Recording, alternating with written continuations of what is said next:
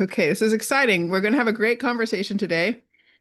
Um, our theme is making democracy interesting, tips from TV, podcasts, science fiction, and online creators. We have an incredible group of panelists today.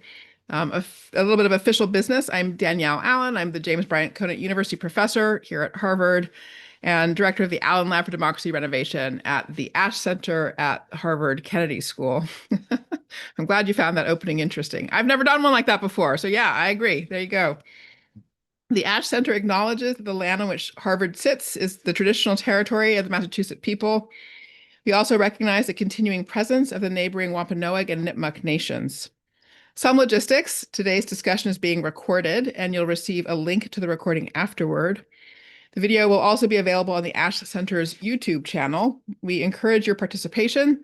Please submit your questions at any time via the Q&A button at the bottom of your screen, and we'll reserve the last 30 minutes of our 90-minute session for audience questions.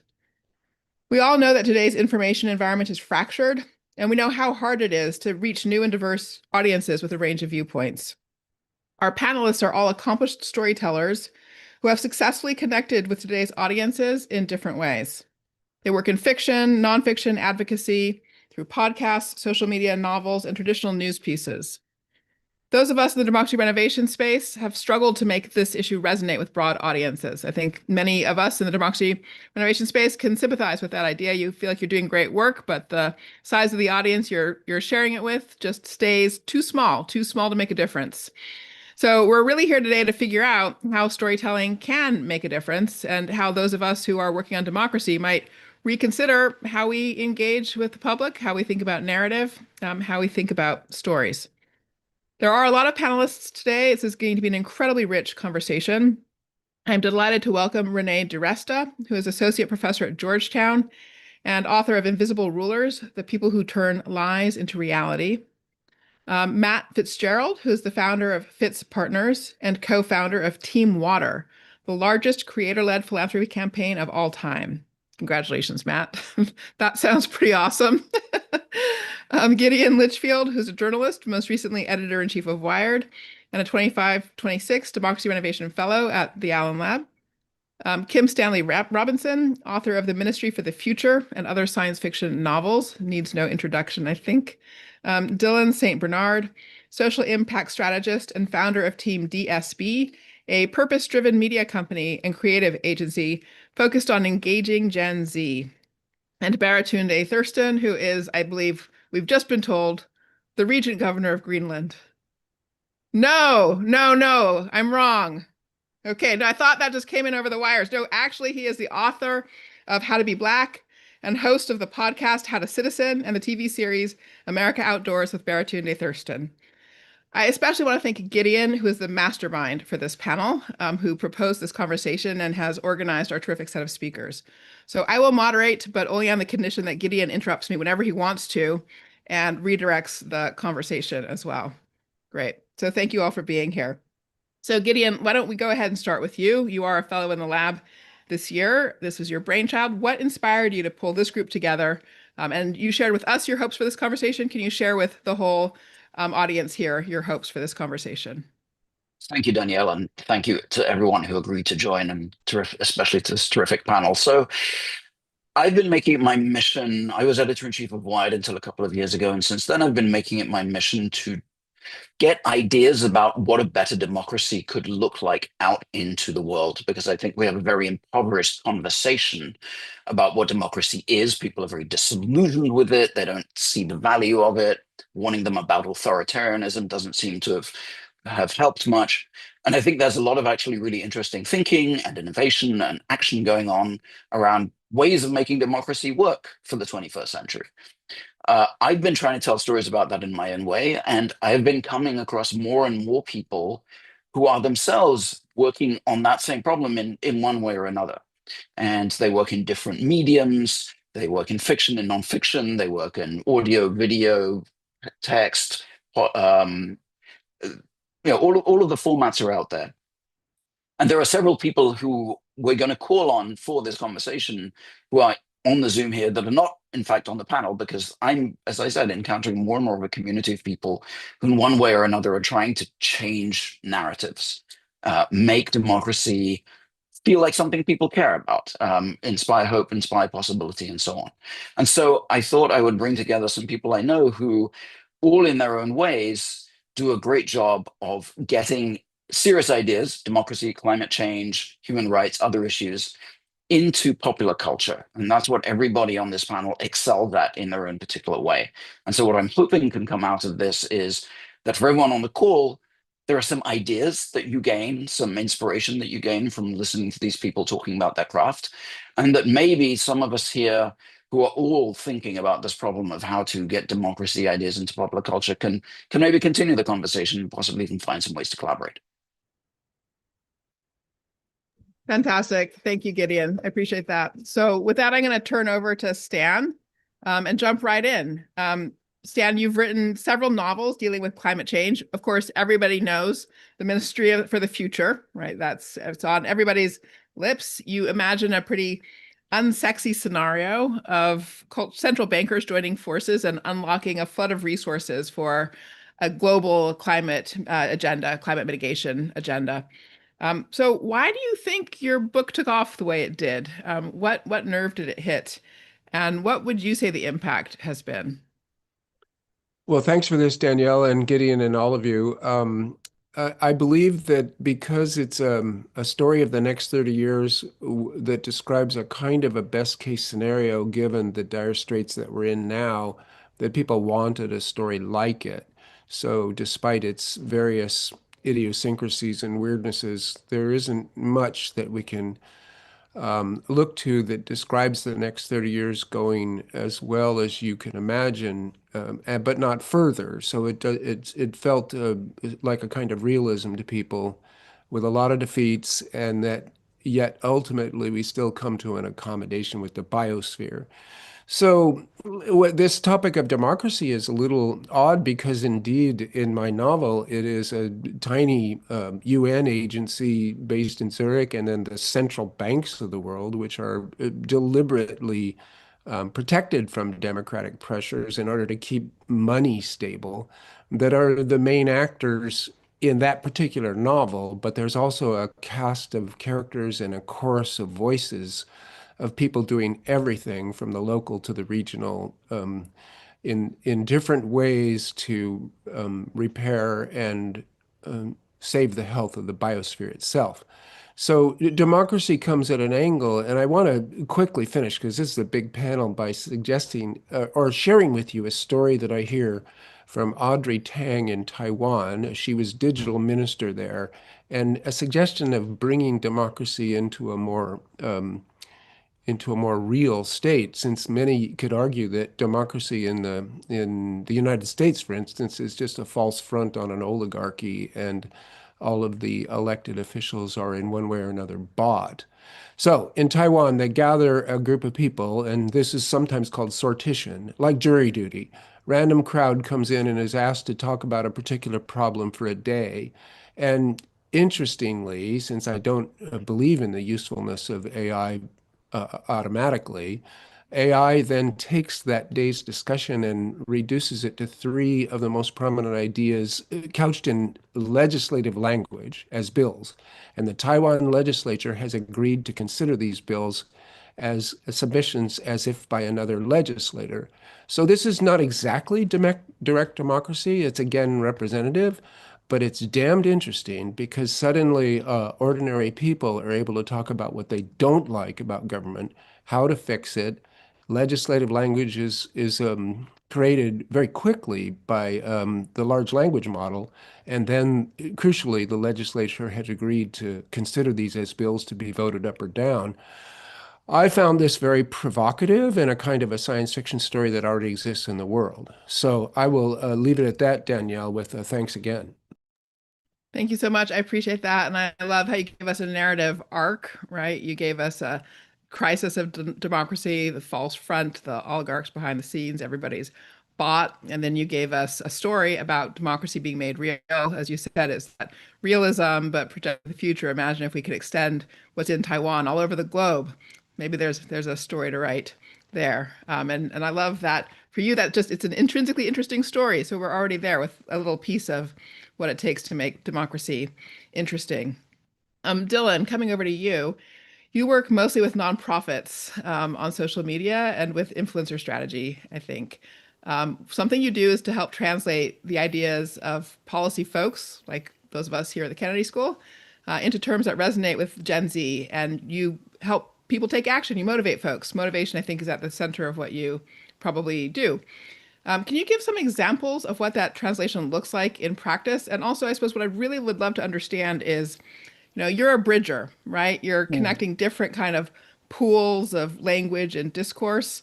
Just if you can share a little bit about how you've come to do that and what does success, when do you know you've got the right kind of approach to translating some of those policy ideas? Yes, and thanks for having me. Much of my day-to-day work is a Gen Zer, like trying to engage other Gen Zers in conversations that a lot of times folks have been left outside of.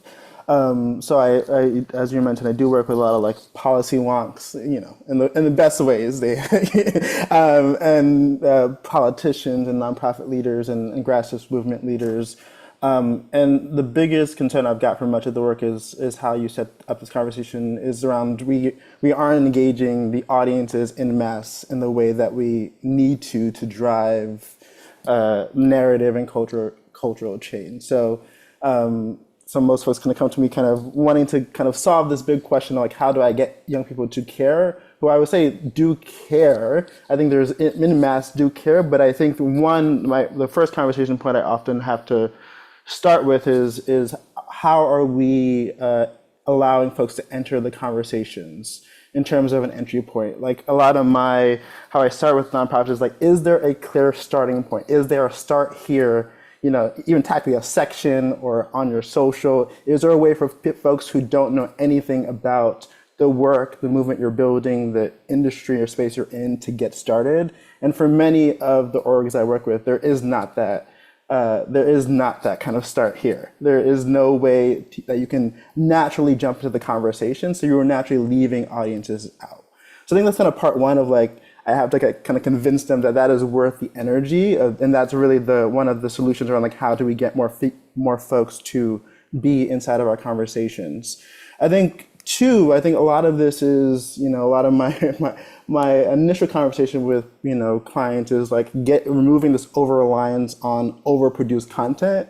Like I think it is like to me most of my pitch is like if it's a shaky camera versus no video at all, I'm gonna take the shaky camera. So we just have to tell stories. We have to tell stories en masse. So that has been, and I think there are some folks who are like, if I'm going to do a video, we got to bring in the camera crew and, the lights, camera action. And a lot of this authenticity piece, I think is like a frustrating buzzword, but I think there is some truth to what folks are wanting, particularly young people, is to remove the veil and to show some of that behind the scenes of this work.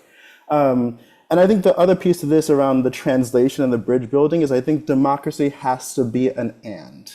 There has to be something else. There has to be the get ready with me as I talk about democracy. I think so much of the work that I have done with clients and what I've been trying to move people out of is like starting with democracy. I think that is often just a difficult conversation. We're going to sit down and talk about democracy is often not a great hook for any conversation. And I think, frankly, it should be, but we have to, buy me lunch. Start with a snack before we get to the entire meal. So a lot of how I think about translation is that we have to start people in some way.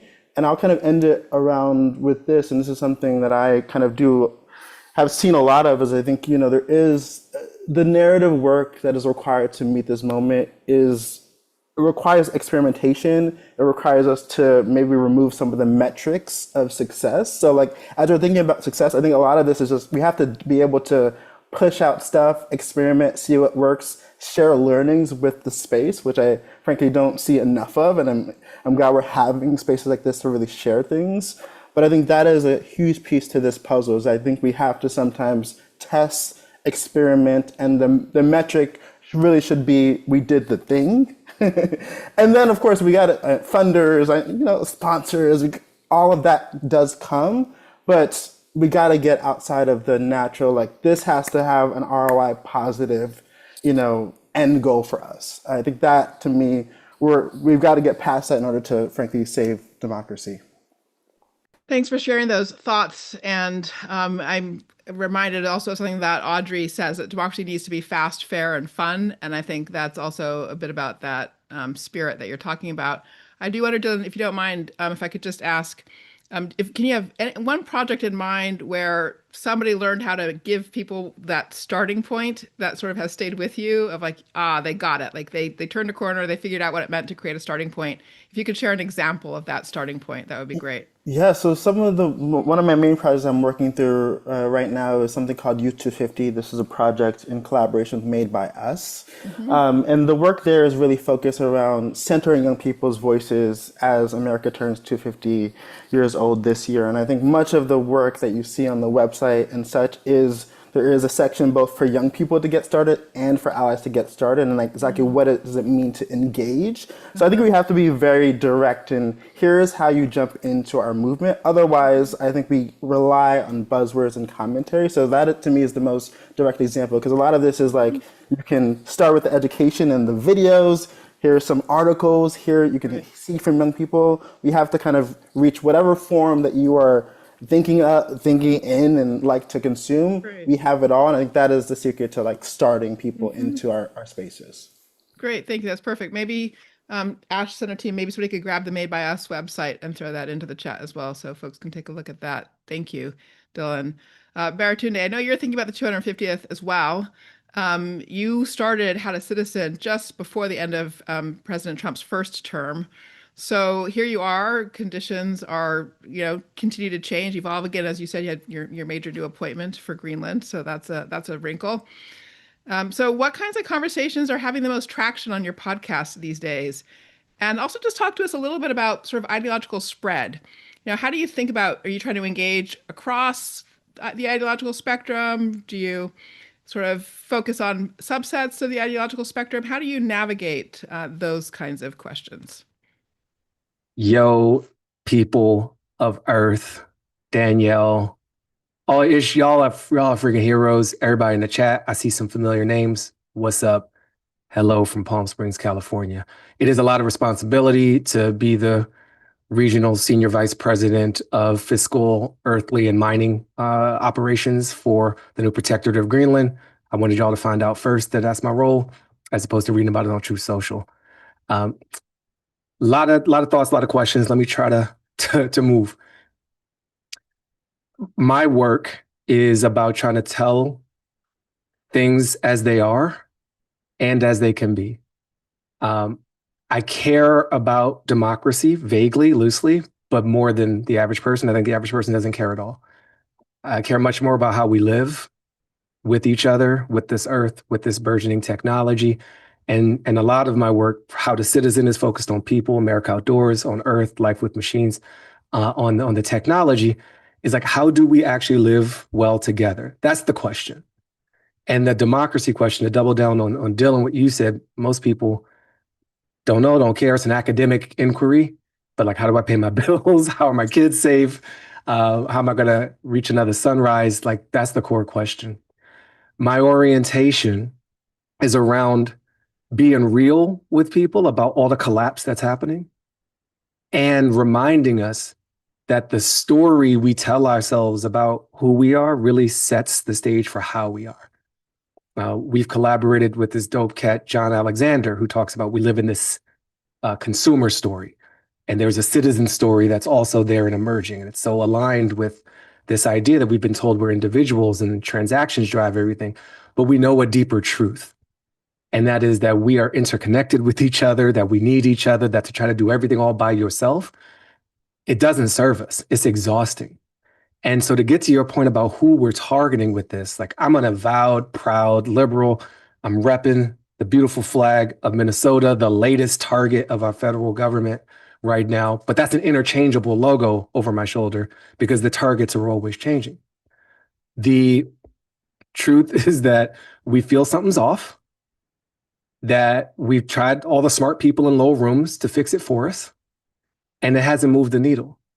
And there's something deeper and more true available to us. So I try to listen for that and elevate that story of what else is happening and how are people practicing democracy, not just through voting and delegation in the ballot sense, but how are we sharing power? How are we seeing each other? How are we rising to the occasion to resist the bullshit, but also to create the next shit? and so that's stories of circular economies and solidarity in like Jackson, Mississippi. It's in Scotland and a new law they have over there about community wealth building. And even with technology, Kim, I can't believe I'm on the chat with Kim. Like Audrey's work and the idea that we could use these machines to help us see each other. And they think we don't need workers. I think we don't need CEOs, right? Like this is like the radical reframe that's possible if the whole story is going to be challenged, and the people with the explicit power now are challenging the story. Then let's throw it all out. Great. And then what do we really know to be true? So the last little thread, you gave me a tiny soapbox and I expanded it. The 250th is an amazingly humble moment to look back and ask, what are we celebrating?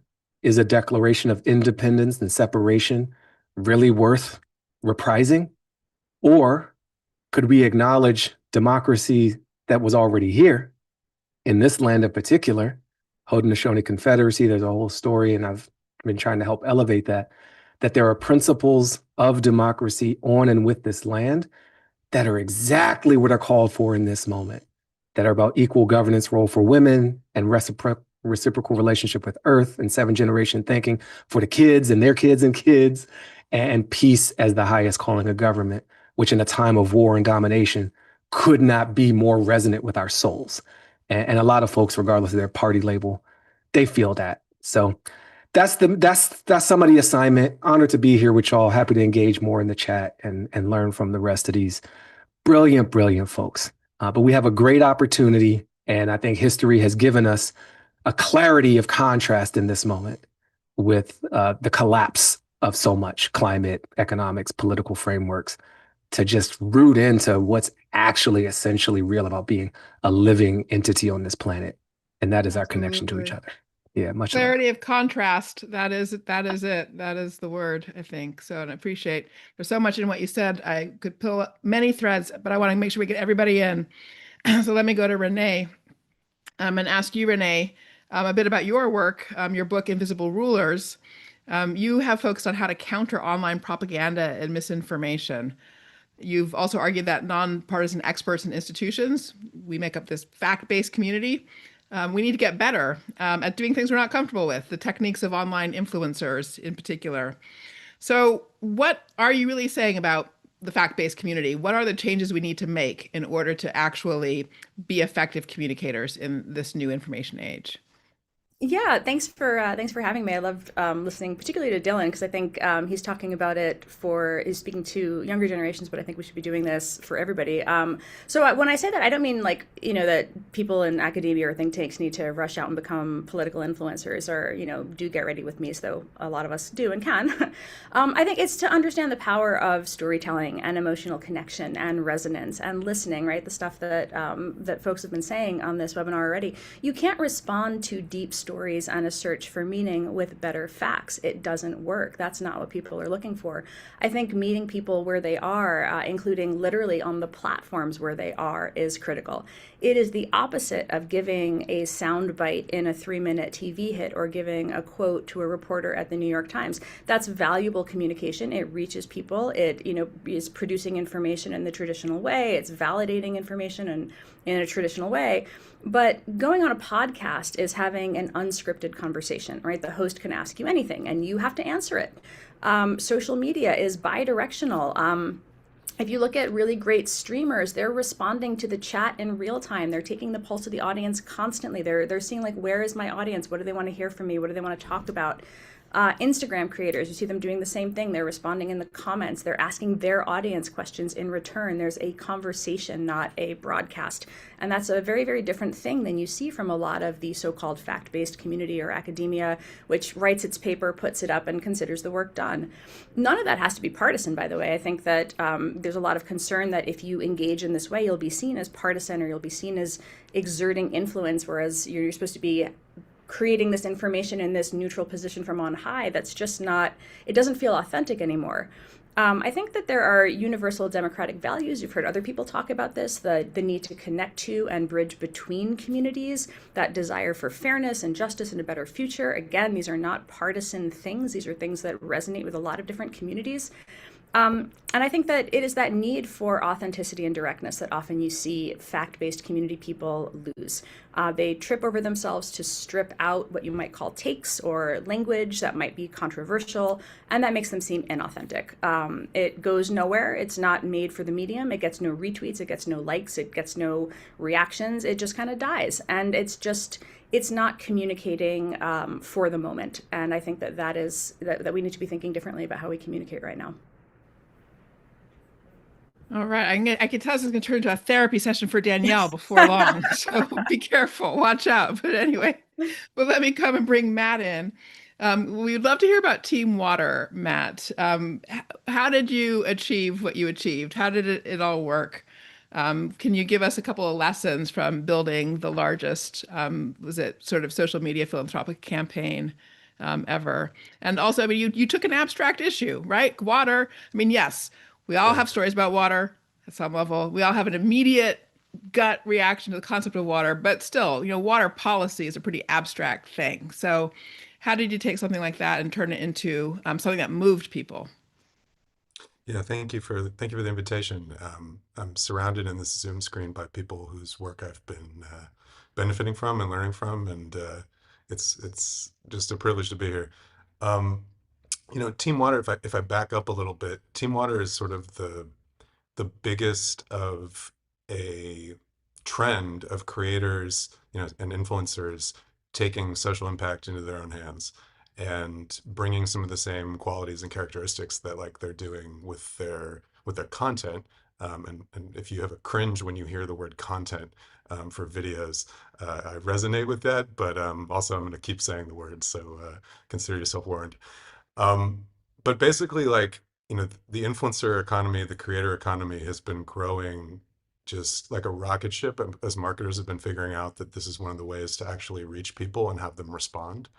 And the best creators, like Renee and Dylan were mentioning, have a connection with their audience where it's not just a one-way broadcast, right? It's like, this term parasocial relationship is a popular one among people who think about this stuff. But it's essentially that idea that, if you spend enough time with someone listening to them on a screen, you start to think of them as your friend.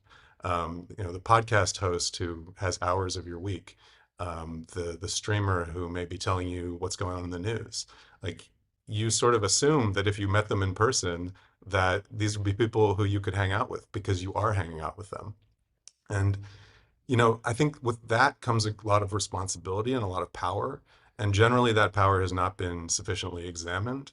And I think that lack of examination has meant that sort of the traditional influencers, the institutions and academics of this world who are used to making meaning from a lot of complexity, they've kind of looked at what's going on with influencers and had a very generally like a pretty outdated sense of both the possibilities that are going on with these audiences and with these online communities, as well as like, I think a cultural resistance to just engaging because they didn't grow up with this as their media of choice. And so Team Water is the biggest creator collaboration for philanthropy. We raised $41 million to bring clean water to 2 million people around the world for decades. That was in partnership with a number of, world leading nonprofits. But really it was anchored by the biggest influencer on the planet, Mr. Beast, along with Mark Rober, who's the biggest science creator in the world at this point. And crucially, it wasn't just the two of them. It was a massive global team where we sort of, invited all these influencers, all these creators to sort of a global potluck for good. We said, here's a toolkit that is about this campaign. We would love for you to be a part of it.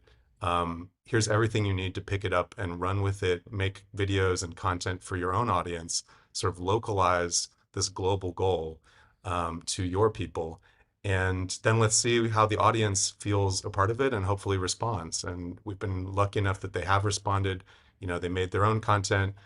They talk to their families. They, go to their colleagues and their small businesses and make contributions towards the cause. But at the end of the day, it's not really about the money that's being raised. It's about the sense of shared identity and the feeling that we can do big things together. And I think that sense of participation is often what's been lost when we think about, like, I don't know, just these very important but diffuse issues that are affecting our lives, like sort of democratic, I don't know the exact term, but fallback. I actually used to work in democracy reform, and we call it on the anti-corruption side of the house. And every time, just an anecdote, every time we would post something about democracy, the comments thread would fill up with, actually, it's a republic, right? It would be democracy versus republic in the comments thread. That was the war. And really, we live in a democratic republic, right? So you have to find other ways in to these issues. But at the core of it, like, there's things that we can do together. There's decisions that we need to make about the future that are affecting us right now. And I think that the more we can create spaces for that to happen, the better. And creators when they create with purpose and intentionality, they have huge opportunities to be allies and really leaders and messengers for some of the most important causes on earth. So thank you for having me, and happy to talk more about this. No, I appreciate it. So I want to try to pull some of the threads together, and Gideon, you're more than welcome to jump in at any point as well. I am hearing you. So in the chat, there have been a number of questions that people have asked, which are sort of along the lines of, what are the stories that reach this group of people or reach that group of people? As if one could have a kind of Aesop's fables of a set of stories, and you can kind of pick your story out and use it. I think that is also sort of the mental model people have when they talk about the message, like what's the right message to reach people. You are all saying something quite different than that. And what I am hearing all of you say instead is that there's a human practice of storytelling, which we all do. Every human loves a story. And helping people find resonant stories is really the mission. But that sort of work of finding resonant stories is itself about relationship. Matt, you're describing influencers as being in relationship with their communities, and it is also about sharing power. I think that's you've all said that in a variety of ways.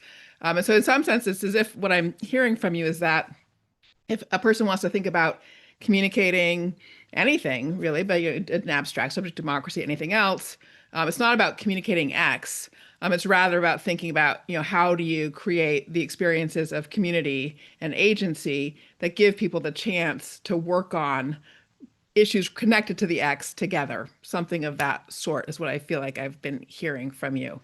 Have I heard you right? Let me just sort of start there. Like, where have I heard you wrong? Where have I heard you right? Yeah, Baratunde? I think everybody here has a slightly different take on it. Here's what I'll clarify and offer. The clarification is on, I think a lot of our work and goal is to reveal the behavior that is already a demonstration of what we want to become. It is an act of time travel. And democracy is not that helpful as language to describe that. Then the how to citizen work, we said it's for citizen is a verb. Like, that was the hook, right? Citizen is a verb. It's not an immigration status. It's not this, it's this other thing. And what that means is it's showing up, it's being in relationship, it's understanding power, and it's committing to the collective. And then we went about listening for examples of that regular people could identify with.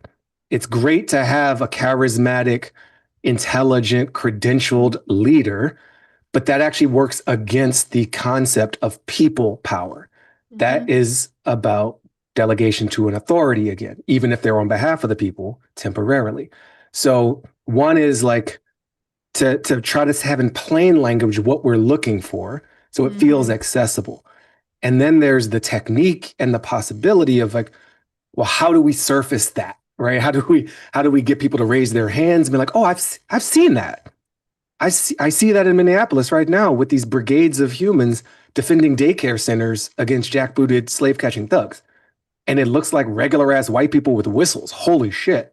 It doesn't look like Wes Moore, who's like the next Obama or something like that. No knock against either of those accomplished humans.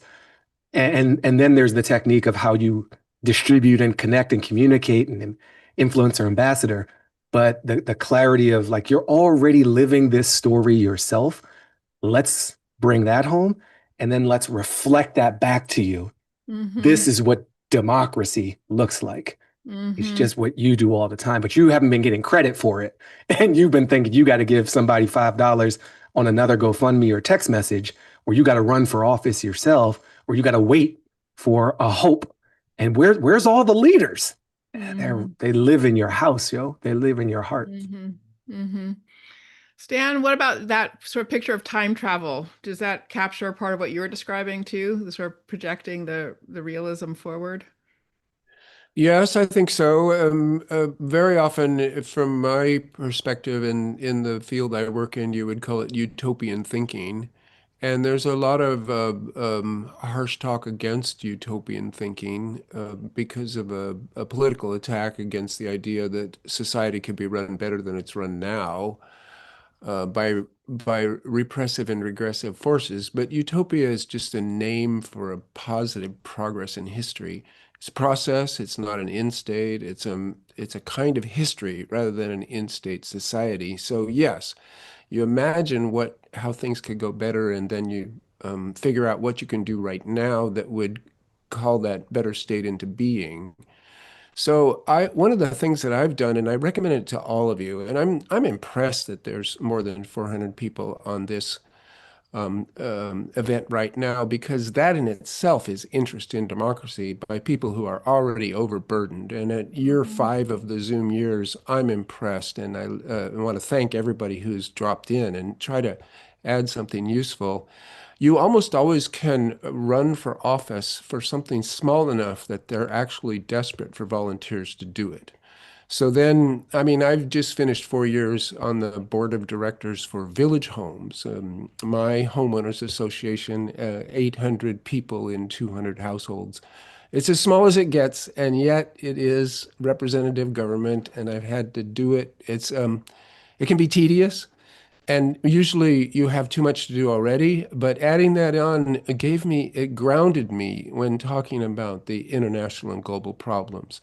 And anybody can do it, because often these positions are running unfilled, and they have to talk to a lot of people to get the 2 or 3 or 5 people needed to run these posts. And yet this is civil society. This is democracy in action. It's something you can actually do, and it will make you feel better when the world itself seems to be blowing up around us. That might be a media construction. It might be true. There's a lot of cosplay in the fascism of our time. In other words, they're costume play. They're playing at it, but there are real murders at the end of it. So we are in a crisis moment. It's quite ugly.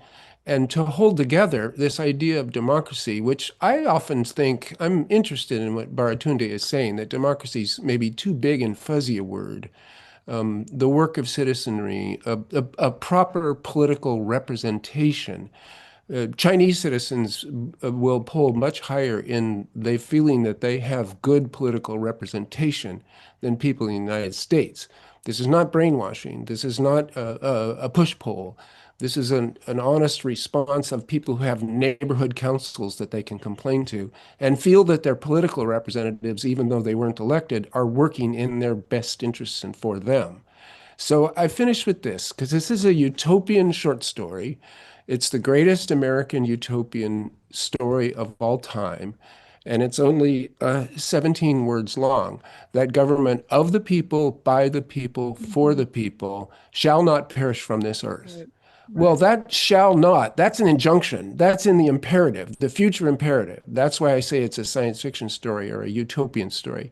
Shall not is imperative future tense. We are enjoined to keep democracy alive by our individual efforts. And it's obviously seen by our wonderful speaker, Lincoln, as a struggle that doesn't end. It's a maintenance problem. I wish that that statement were put on billboards with one phrase at a time all over where people are stuck in cars and actually have to pay attention to billboards rather than their social media. We talk about influencers, we talk about social media. When you're driving, you kind of have to keep your eyes on the road if you're not in an automatic vehicle. And then the billboards are your social media, this old tech from the 30s, and they should be conveying messages like that to people who, since we all curate our own information streams and live in our own ideological bubbles that we've self-created, an outside force like a billboard could actually crack that barrier a little bit. So I leave you with these thoughts. Great. Thank you. Very beautiful thoughts. Appreciate it. And so one question I myself have, in some sense, stopped using the word democracy. Not that I don't use it. What I try to talk to people about is freedom, the experience of being free. I'm curious what you all think about that, sort of project of telling freedom stories. Is that the same side of democracy stories? Is it different than telling democracy stories? Matt, maybe I'll come to you, and then Dylan and Renee. What advice would you have for me if I was trying to switch to talking about freedom instead of democracy? Well, I like the move that it makes, in that it looks at for lack of a better term, like a bigger team or a bigger us. Um, I'm reminded that the civil rights movement called itself the freedom movement, right? And I think that there's a lot of power in that. In terms of does it like land as a meme, or is it more communicable, you know, through an algorithm? I think that that's what we're all trying to figure out when I work with organizations or campaigns, and sometimes political, sometimes nonpartisan. Um, there's a whole ecosystem of like message testing tools, right? And depending on who you're trying to reach, things land differently, and also the messenger really matters, as is the moment. And I think one of the issues that we have is we just haven't built out the social infrastructure for organizing our sort of trusted messengers together. And so we end up focusing on the things that we can research, that we can study, that we can survey, that we can poll test. Like the choice of which word is the one word that will do it. I don't think that there is that. I think that it's contextual, um, and it's going to be shifting. And what really matters are the relationships with the people who are actually in direct contact with the folks who we're trying to bring into sort of mutual participation. And that's the place where, I've read some of Renee's work, and I think some of the diagnosis, like some of the solutions that she's put forward, are like map very much to what I've been seeing, which is like we have not invested in relationships, um, especially with these trusted messengers, and we're also trying to navigate platforms that are being bought and sold, and the algorithms that earn profit on those platforms are shifting beneath our feet. So the answer today is not going to be the answer tomorrow. And part of that is the weighting of a model that someone is setting behind the curtain. So that's not to be conspiratorial. It's like literally like how those social media platforms function. And then you've got this whole ecosystem of people trying to figure out how to be successful on those platforms in order to reach the people that we're trying to reach. And so that's a really long way of answering your question. But there isn't a right answer, but we have to be committed to finding the contextually right answer. And what I've found is that the best way to do that is to work with the people who are doing that day to day, and have a direct relationship with their audience, and to bring a bit of resource and accountability to that work so they can be intentional about the effect that they're having. And if they have shared values and shared goals, like for freedom, then I think we can be really successful in ways that we haven't been so far. Danielle, if I may, I'd like to pick up on what Matt was saying and kind of throw that back again at Renee and Dylan in particular. because I think it is this theme that I'm seeing in some of the comment chat questions, and that has been coming up in the discussion, is this question of really, where does the power lie in the narrative shaping? We have these attempts to help nonprofits, pro-democracy activists, and others reach the broader conversation, and some of the work that Dylan is doing is around that. Some of the work that Matt is doing is around it, Renee as well. But it's arrayed against, excuse me, great forces of not only misinformation, but just commercial incentives that thrive off stories of division and apocalypse. And so it's a very vague question, but I think maybe for all three of you, it is a question of how to use a terrible term, the forces of good, the forces of common purpose, of shared value, shared democratic values. How do those win out against these forces of division? Maybe I'll go because I'm sure like this is a thought that I was just having, so maybe 30 people will email me and tell me why I'm wrong. Look, one of the things that I think you see happen in relationships between political influencers and crowds is the sense that the crowd is participating in a movement, that they are being asked to do something. They have agency, right? They are not just sitting on their couches clicking something, they are actually shaping reality. You see this right now with the administration in power in particular. Somebody tweets something, Elon says, I'll look into it, and then, an agency gets eviscerated, right? It's like intoxicating. You're not just talking about something, you're doing it. You're seeing an action translate into something in the real world. So there's a power transfer between the people and their leaders, and they see this happen immediately. When you listen to the rhetoric of defend democracy, it's like it's an abstract noun, it's a defensive posture. What are people being asked to do? What does it mean to defend democracy? What does that mean to people? Does that mean like show up every 4 years at an election? Like, what does that actually mean? When you frame it in terms of freedom, I think framing is so critical here. The combination between framing, activation, and what is the outcome. And defend democracy really doesn't have a whole lot that people are being asked to do. It's not a very clear frame. And I want to point to one other phrase that does a very, very clear frame, which is stop the steal, right? They don't say, they don't use the language defend democracy. They said stop the steal, which is like an immediate specific violation in reality with a very simple corrective action that you can take. Again, there's an agency there. There's a thing that people are being asked to do. There are like action verbs. Like the framing is so different, and the way in which people are being called upon and activated. It's a fundamentally different response. And I think that is something that you just don't see when we put things in abstract terms. When you talk about it in terms of like, this impacts your freedom, this impacts you in the following way, then people feel a little bit more of a sense of agency and ownership. They're being called to do something. They're part of a movement. What they say and do online has a direct impact. I think that there's a real gap there. And when we say things in abstract terms like defend democracy, I just don't think that it's landing. Dylan, you want to jump in? Yeah, I'm in line with this. I do think there is a piece here around trusting the trusted messengers. I think, for me, a lot of my work is really as a translator and getting key information, messaging, framing to folks who have platforms. Because I think, there was a lot of conversation around like we need to create our own platforms, we need to do a lot of things, and we do. And there are also the work that Matt is doing. I think there are these creators who have existing platforms who are ready to amplify. And much of my work and focus is getting folks the context and the information that they need to then translate those frames to their audiences in the best way that they would say naturally. So I think there's just a piece here that I think, so much of the work that I do with organizations is kind of providing that to messengers. And I think a lot of our work actually needs to be providing folks with the full context and allowing folks to then figure out how best to place that in the hands of their audience in the way that makes sense. So I think that's part one.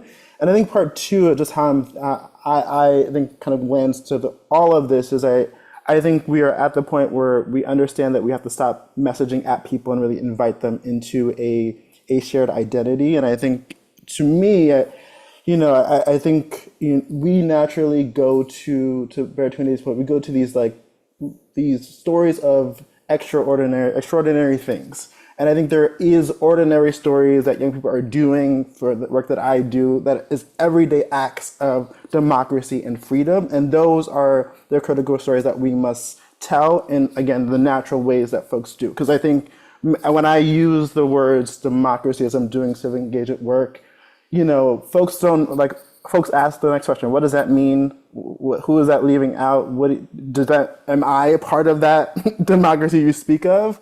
And I think a lot of this has to be us really kind of focusing on the stories that we are telling, making what we're talking about, democracy, freedom, tangible, making the invisible visible, and really leading with our lived experiences and leaving with our outcomes. So I think for voting, to me, and I've been seeing a lot more efforts around this, voting as a identity and about belonging, climate being about people and place.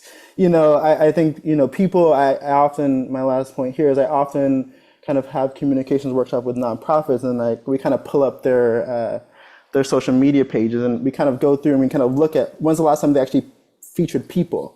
And I think that's such an interesting thing for, you're asking a nonprofit when's the last time on their social media that they featured people, not a poster of a webinar or a report. And I've gotten often, it's responses of it's been 2 months, it's been 6 months, I got a year. So we are naturally removing just seeing people in a conversation. And I think as we're thinking about the state of social and the state of engaging more people want to see people. That is not a surprising, that is not a new thing, but I think it requires us to recalibrate our work, particularly for all of us who are thinking about democracy and freedom. So I just want to, I was originally thinking of trying to bring these people into the panel discussion, but I think it's just a little too complicated. So I'm just going to shout them out right now. A couple of folks who are here on the call, Joe Posner and James Watson, have something called the Dream On Project, which is a series of YouTube documentaries, which are kind of exactly what Dylan was talking about. Great stories of things going on. They don't necessarily talk about the word democracy, but they're about people working together in community to solve problems. And Joe and James, if you want to drop again into the chat, just something about it, or if you have a link, please do so. I'm sure some people will be interested. The other person I wanted to mention is Melody Mohebe from Democracy 2076. She also just dropped it, but maybe Melody drop it into the chat again. They just published a report which are about what kinds of stories in popular culture have a pro-democracy resonance, again, without necessarily being explicitly democratic. They just published that report, and they're holding a webinar in a few days to go over the results, and I'm sure a lot of the people on this call would be interested in discussing that. So Melody, thank you. She just dropped in the links again. So that I think I think that's fodder for some of the questions that people are asking. And generally, I just want to say I'm getting a sense of so much energy from the people on this chat. So many people are working clearly on democracy-related issues where storytelling or narrative change or sense of community are part of the work they're doing. And so I would love to see if there is a way that we can carry on that conversation with the people who want to be involved. So Danielle, back to you. Well, just for a minute, Gideon, and then really over to you again. I think maybe I'll pull in one of the questions that I saw flow by in the chat from a colleague at Harvard who is the humanist chaplain at Harvard, and he asked a question about faith communities. He made the point that faith leaders are often exceptional storytellers. And so the question for each of you who has anything you want to say about this, sort of how does sort of storytelling in interfaith contexts across faith community contexts connect to your work or to how you think about the power of storytelling? There is, I'm going to intentionally misinterpret the question as an excuse to say what I was intending to say. But I think there is a bridge. I think there's a bridge as well. I think to be, every once in a while, I want to try to just tap into the shortest, briefest, roughest version of the truest thing. Defending democracy doesn't work for people who never experienced its benefits. America's celebrating 250 years of something called democracy that for most of those years was never available to most of the people living in it. So were we ever? And I think there's a big disconnect in the premise at times when we skip to that, saving or defending something that most haven't experienced, and the outcome of which is questionable at best in terms of its value, that we end up gaslighting people or missing where they're at to first acknowledge the shit's broken. And so how am I going to get you to defend an institution that you can't even get on the phone, that has been redlining you, that has been killing you and beating you and draining your accounts of funds and prioritizing the wealthy over you? Now you call and ask me to save that thing? Miss me with that. And if we're not honest about that feeling, and I think those facts, but even just the feeling, then we're going to miss a whole bunch of people who are like, they're on some other stuff that has nothing to do with me. And it's a big piece that's missing in my observation from the pro-democracy world that I'm a part of. We assume an experience of democracy to begin with. And to layer on further, I've heard it come up so much with the influencer, ambassador, digital, Renee in particular, but also DSB, like the participatory nature. And John threw this in the chat. Our media needs to be reflective of or predictive of the experience we want to have IRL. Mm-hmm. And so we cannot be pro-democracy and be fronting top-down authoritarian media. Right? We can't be like, go to my website and read my paper. That is just so absolutely viscerally contradictory that people feel that the way a child feels when their parents ain't being real with them. And it's like, I hear what you're saying, but I'm watching what you're doing. So there's a deep challenge, but also a deep invitation to create a participatory form of storytelling and media that listens as much as it speaks, that acknowledges as much as it projects, and that admits its own inadequacies and errors as much as it provides and offers solutions. And so much of what we're living in this elite generation is like, well, we know. Well, we fucking don't. If we did, we wouldn't be here right now. So the evidence is the current status. So that's the end. Thanks, John, for chat stuff, and thank you for letting me. So the faith question is like, we've taken democracy as faith, and the assumption of its value is one of the greatest risks to its practice. Yeah, no, I agree with that. That's for sure. Gideon, I'm going to pass to you. I know you have a raft of questions. There's a lot of questions that have come in, so let's open it up. Thank you so much. Thanks, Danielle. So actually, I'm trying to, there is so much going on here at once and it's hard to pick out threads, but I think a thread for me there, Barrett and Day, and that has been with everyone, is like, let's stop using this word democracy. I keep on hearing it. Another way of thinking of that also is that so much of democracy defense and so much of the work of people who work in the democracy defense space has been about democracy as a set of institutions, and we have to protect those and we have to bolster those. And what I'm hearing here is democracy is everyday practice, it's community, it's freedom. It's not these things that we built up that are essentially structures of power.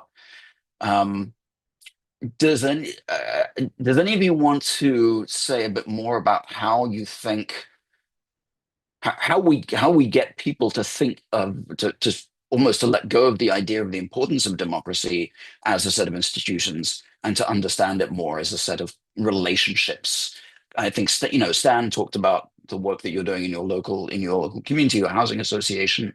Has the team water stuff, I think, is another example of that. I don't know.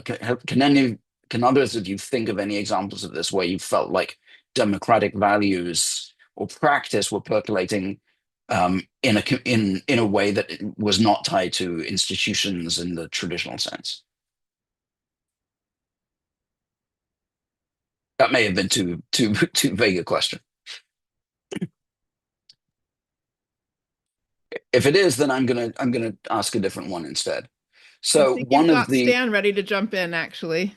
Actually, okay, yeah, go Stan. So. I'm trying to follow what you asked, Gideon, but also what Baratunde said and the question before from the humanist minister. And it seems like there's a line here that I'll try to articulate. if all of the living creatures of the planet are the polity, and by that I mean the other mammals and right down to the bacteria, that life itself, that every living thing is a citizen in a polity. How then do we proceed to give rights and obligations to all of them? And this is a kind of a faith question. First, that everybody on the planet is equally valuable and that everybody includes all of the living things and deserves a decent life. And then I want to shift because what Baratunde is pointing out is right, and it means that it can't just be politics. You can't talk about democracy, which is a false front on an oligarchy, because of capitalism. It's a political economy. The economics can't be left out of it. There needs to be as a first start, social democracy is a Scandinavian thing where there is a social floor, a safety net that people can't drop below, that there's adequacy for all as a first goal. And the Democratic Party in the United States, if it doesn't insist on that, it remains a false front. And as Baratunde and others have pointed out, many people never experience the benefits of so-called democracy. Who cares if you can vote if you can't pay your bills? And therefore, there needs to be a floor and a ceiling. And the floor needs to be an adequate life. And the ceiling needs to be, let's say, 10 adequacies, which is already ridiculous luxury. And it points out that inequality in our country right now is more like one being immiseration to 1,000 times adequacy or more for the 1%. Well, this is such a bad economic system that even a good political system, a democracy, can't overcome because the two are tied. They're two parts of one larger picture. So I'm going to say that if we're going to talk about democracy, it is a necessary component of it to talk about a kind of post-capitalist social democracy. Let's not even put a name on it, but just do it, where there's enough for everybody, that everybody has enough to live a decent life, and that wealth, excessive wealth, is capped by progressive taxation. It's easy to do. There's laws that make it happen. And you go on from there, and then the polity will feel more just. And I noticed that the utopian story before, Lincoln never says democracy. He says government of the people, by the people, for the people. You could say that the Chinese Communist Party does a better job of that than the U.S. Democratic Party because of such dreadful inequality. At that point, I see conversation, because I'd rather live here than in terms of being a citizen with our freedoms and liberties, etc. But you do need to recomplicate the communication in that way.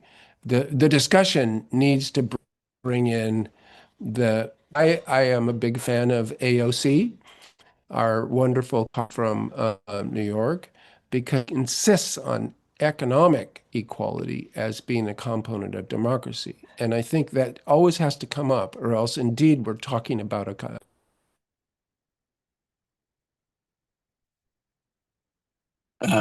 Oh, thank you. Thank you, Stan. So I want to pick up again a little bit on this question of narrative power. One of the questions in the Q&A was how can low budget nonprofits compete in a world of social media influencers who are increasingly highly paid? So there is this sense of an imbalance of narrative power. There's also a sense that the anti-democratic forces, the people who thrive on narratives of division and authoritarianism, just they have more red meat. They are appealing to anger, to things that are making people really upset. And so there's not just an economic narrative power, but anti-democratic narratives or negative, if you like, narratives just have a lot of traction these days.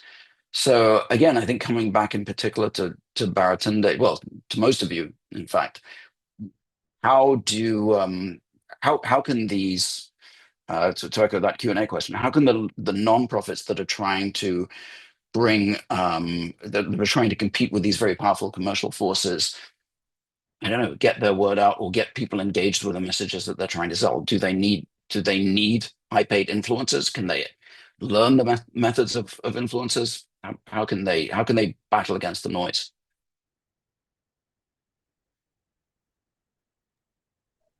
One of the best, I think the best hands down Democratic National Convention was the one during COVID, because it stripped away a lot of the expectations and they were forced to do more local storytelling. It was just self-records. It was people on their cameras. It was dropping in, not to a central convention center, but to every state and delegation and people in their dress, in their custom, on literally on their land, promoting their story of who they are. I think there's a lesson in that for the nonprofit world of, my wife Elizabeth is just like, stop spending all your money on galas. Like, who's that for? Right? Tell your story, make a short film, right? And it doesn't have to be great. Like the capabilities are there. And DSB earlier was really clear on a shaky self-record is better than none at all. And in fact, might be better than a highly produced thing because it's less suspicious in terms of where the money's gone. So I think, people closest to the problem are closest to the solution and also to the story, and empowering folks, finding not everybody has to work with Mr. Beast. That's not going to be possible, or Mark Rober, or me on a good day. But there's like we're past the point of needing that. We don't need a celebrity endorsement. I don't think we need an influencer endorsement either to be talking to each other and elevating those stories. And it's about getting some practice at it and not expecting miraculous results from the first upload, but being engaged with the storytelling and doing it with the people and asking questions, and then elevating those answers. So it's not just a broadcast of like, here's everything we know about how to fix everything. It's like, here's the challenges we're finding. How about you? And demonstrating the humility in that sense is also has a lot of value, even if it doesn't always go viral. That's no longer and the last little media ecosystem note, which I think Renee can definitely speak to more. But we are like, going viral is not that goal, and it's not a measure of success. It is about consistent, trustworthy relationships with a community that we used to call an audience. And niche, if you've got like a highly engaged, tiny niche that is much more valuable narratively and even financially than occasionally having something explode to millions of people who will never see you again and may only like and reshare, but don't actually care. Yeah, I think can I plus one that really quickly? Yeah. Because somebody in the chat also mentioned amplifying credible positive narratives. I think the amplifying piece is really important too, which is just that one of the things you see is in movement building, whatever the movement is, in network movement building from a network science perspective, you see people amplifying each other. They don't have to be the one to say the thing. Sometimes somebody else has already said the thing, and you can boost the person who said the thing, and then that provides a way to create both resonance and drive audience to somebody else who's already made great content. Find a way to, like, a rising tide lifts all boats. You're getting that message out there. You're building community across creators. You're helping that audience find other people who they could be listening to, learning from, taking things away from, and you're also really creating those amplification channels and helping that message that you care about get reach. I think a lot of people focus very much on, like, you heard this message constantly after the 2024 election, like, where is the Joe Rogan of the left? It killed me. It was like the one guy is all that matters, right? This idea that if we just had one creator with a large audience, like, it completely misses the point. It misunderstands networks, it misunderstands connection, it misunderstands like all of it. And that was the thing that they just saw it as, like, who is the one guy that we're missing, not what is the network, where are the relationships, and what is the way that we create. And this is, holding aside the fact that these are Democrats and partisan, I just mean that in general, that sense of networked resonance is what gets lost. Yeah, that's an interesting one that you bring up, because I keep on hearing this from people on the left, why can't there be a Joe Rogan on the left? And I definitely think that we should be trying to avoid being pro-democracy is a left-wing thing. It's there's plenty of people who are more conservative who are also worried about where democracy has gone. But there is also this sense that for a long time, an anti-democratic media ecosystem or at least skeptical of the democracy media ecosystem has been building up. So what do you say to the people who are like, we should be trying to create an alternative media ecosystem? And is that even a good idea to try? Is it happening already? What are your thoughts on that? I think a part of this too I don't think you necessarily have to compete. I think ultimately this is a long-term investment. The narrative work that we're talking about is a long-term investment. For Tunde's point, I think it's not going to happen overnight. So I think the idea around like creating new media platform is great if it's resource. Now, if it's not resource, I think to me, if I'm a nonprofit or I'm thinking about the work that many of us are doing, to me, it goes back to Renee's point around building up the amplification networks. And I think there is, in working with the creators, there's a real appetite for creators to kind of be in partnership with folks who are doing this work, particularly, smaller creators who have very specific platforms. Like I was looking at how many, I have a TikTok where I just follow people. I follow 6,200 people. I'm never going to see half of those people again. And I think that's kind of the reality of how most folks are engaging is they're following a lot of people. So you need to kind of figure out who are these kind of smaller creators who have existing and are building deep with their community. I think that is, to me, one of the most important things. And I would say, most nonprofits are not in a position where they can do long-term investments because I think there's this grant requirement to do this metric. So I think, again, it goes back to my earlier point that I think, we have to think about how we remove some of those like stop and start partnerships. Like there's always the, democracy money that comes in right before the election and then you push it out. And it's like, okay, we made a little bit of a bounce, we got some engagement, but and then it stops. Like that to me, and then we kind of wonder why we don't have the media infrastructure. And I think that, and I kind of am like looking around being like, that's why, is because we are, investing in these short sprints and understand funding requirements, understand all of it. But if we're thinking about, creating these narratives, it requires long-standing relationships to be able to build and kind of fight this narrative battle that we're going through. Right.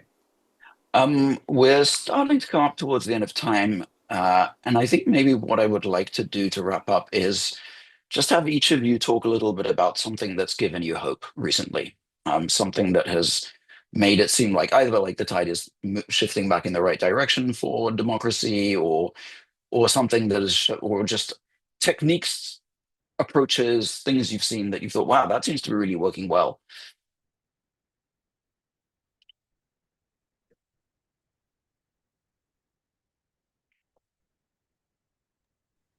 I can say that I went to Belém, Brazil for COP30, and it gave me hope.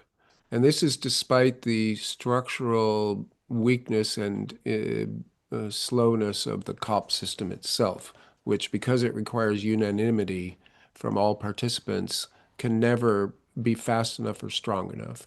The COP system is like a cracked mirror in which we see ourselves in our own dysfunction. But there were 64,000 people there. And they were closer to Dylan's age than to my age on average. Average age maybe 40. And there were slightly more women than men there. And there were a lot of indigenous people there. And the faces were from the 190 nations of the earth, all gathered together in one space talking. And by a stroke of luck and history and the British Empire, they use English to talk to each other, so I could understand them. People who live two countries apart from each other in the middle of Asia, talking to each other, will be speaking English. Very, very convenient for us, maybe to infantile world stage. But here's what gave me. These people are going to be living till 2100. They're going to be living through climate change in this incredibly disruptive period with AI and everything.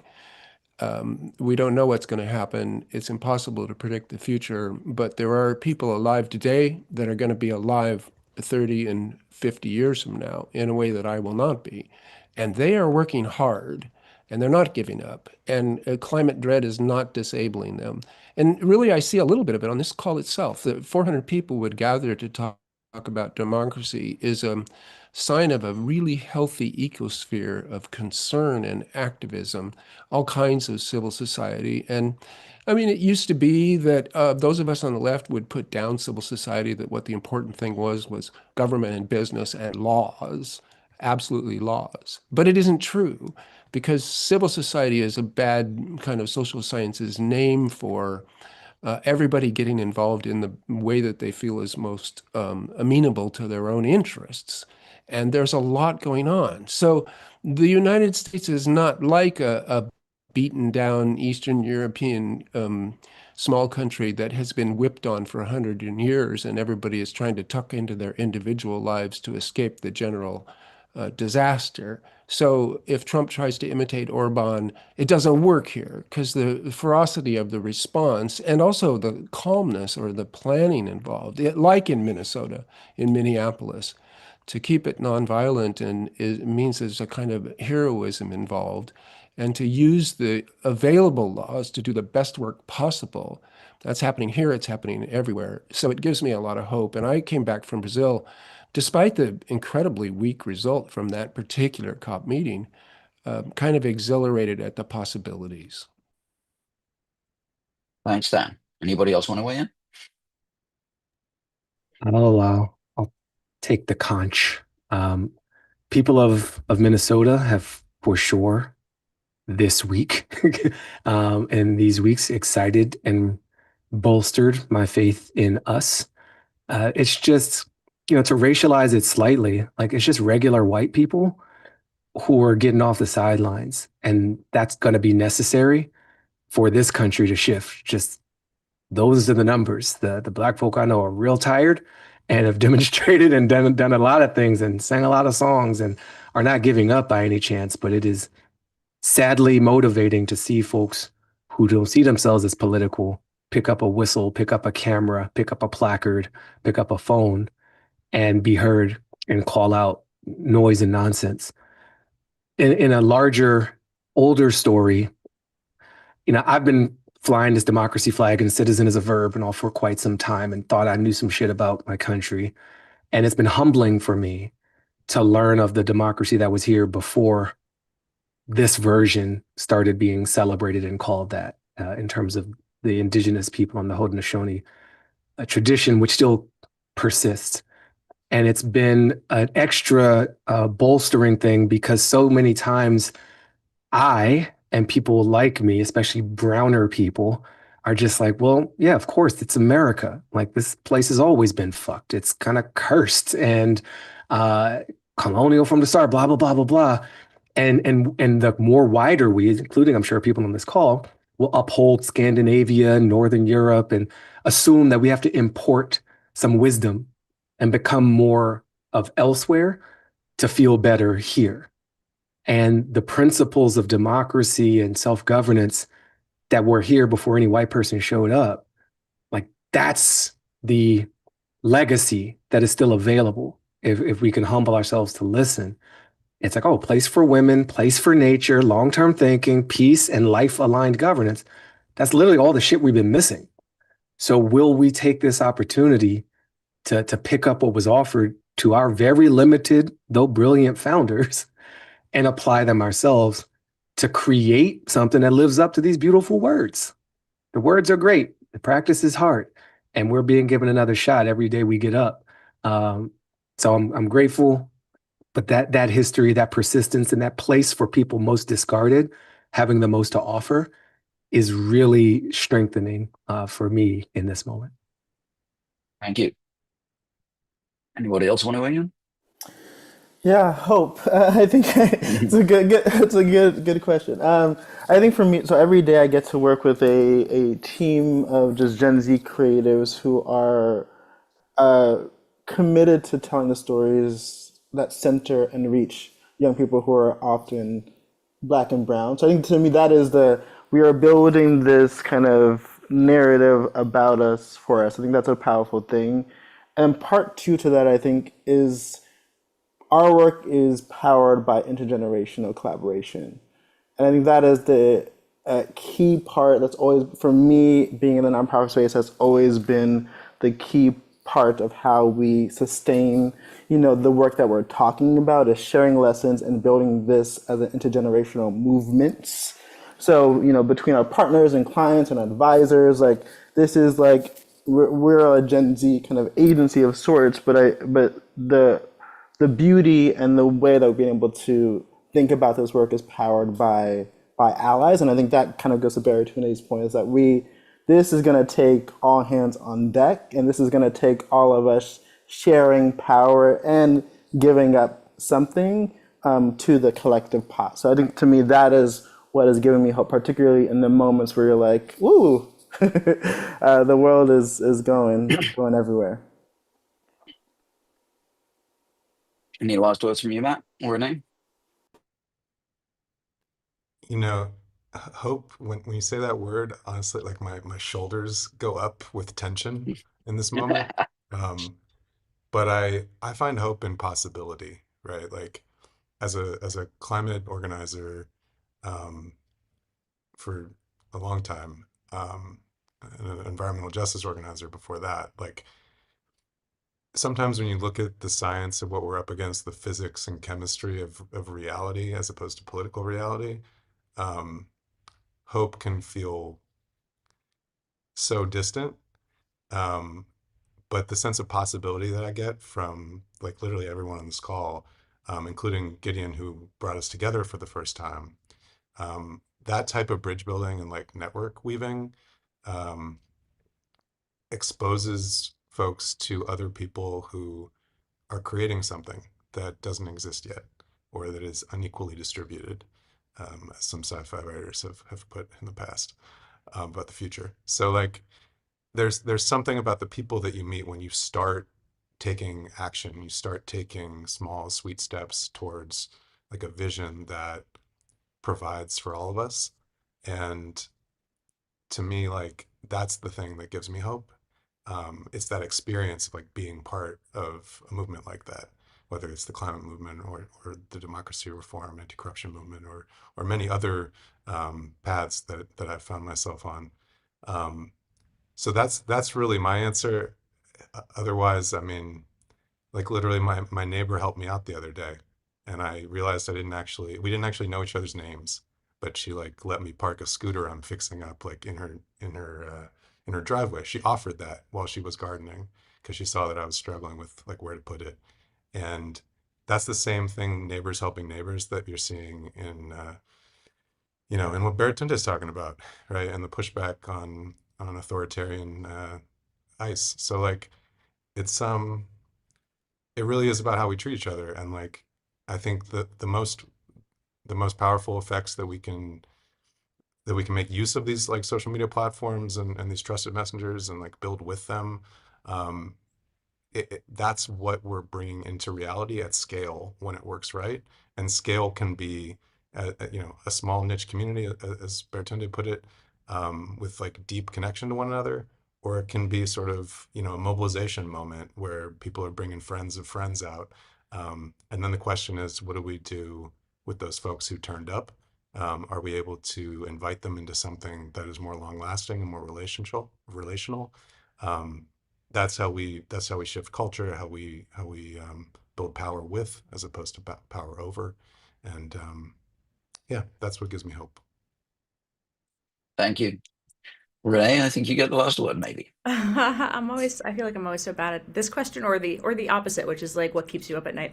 I feel like I'm kind of even keeled. No, I would echo the real life community piece is critical, and I think what you hear from people so often is that oh, my community is great. I mentioned this in the chat, but for those who haven't been following it closely, the Edelman Trust Barometer came out. I always find those things so interesting because they're they always release them right around Davos time, which is like a very particular audience. Nothing makes me feel quite so populist as like the Davos messaging blitz, but but it's very interesting to read because it talks about, there's this slide where they talk about how trust is bifurcated. 70% of people don't trust people who they see as different from them. People are living in different media universes. Funny enough, they come up with like, oh, so people should be using relatable messengers like influencers.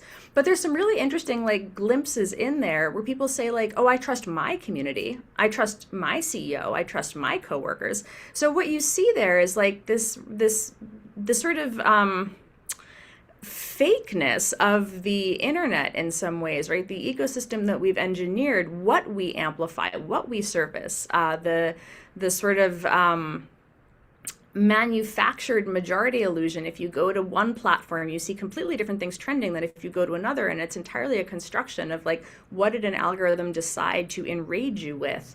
And that's just not to say that everything in the world is great. Obviously, you know, we do see what's happening in real communities, but you also do see this divide between people recognizing that there are real communities to be found. There are people who are coming together in very particular ways, and we can continue to build on that and to strengthen those ties and to make people feel like they are anchored to something.